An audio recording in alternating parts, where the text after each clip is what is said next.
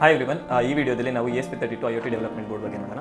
So ಈ ಬೋರ್ಡ್ನ ನಾವು ಸ್ಪೆಷಲಿ ಇಂಜಿನಿಯರಿಂಗ್ ಸ್ಟೂಡೆಂಟ್ಸ್ಗೆ ಅಂತ ಡಿಸೈನ್ ಮಾಡಿರೋದು.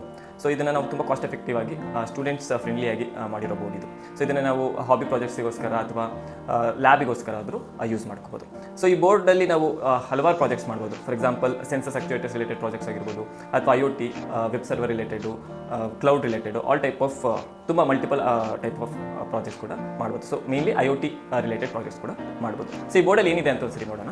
ಸೊ ಇಲ್ಲಿ ನೋಡ್ತಾ ಇರ್ಬೋದು ನೀವು, ದ ಮೇನ್ ಕಂಟ್ರೋಲರ್ ಬಂದ್ಬಿಟ್ಟು ನಾವು ESP32 ಇಲ್ಲಿ ESP32 ಯೂಸ್ ಮಾಡಿದ್ದೀವಿ.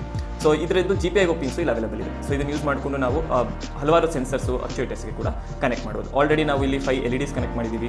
ಪುಷ್ ಬಟನ್ಸ್ ಇದೆ, LED ಡ್ಯಾನ್ಸ್ ಪ್ರಾಜೆಕ್ಟ್ಸ್ ಆಗಿರೋದು, ಪುಷ್ ಬಟನ್ ರಿಲೇಟೆಡ್ ಪ್ರಾಜೆಕ್ಟ್ಸು ಆ ಥರ ಮಾಡ್ಬೋದು. ಬಜರ್ ಕೊಟ್ಟಿದ್ದೀವಿ, ಒಂದು ಲೈಟ್ ಸೆನ್ಸರ್ ಅಂದರೆ LDR ಕೂಡ ಇಲ್ಲಿ ಕೊಟ್ಟಿದ್ದೀವಿ.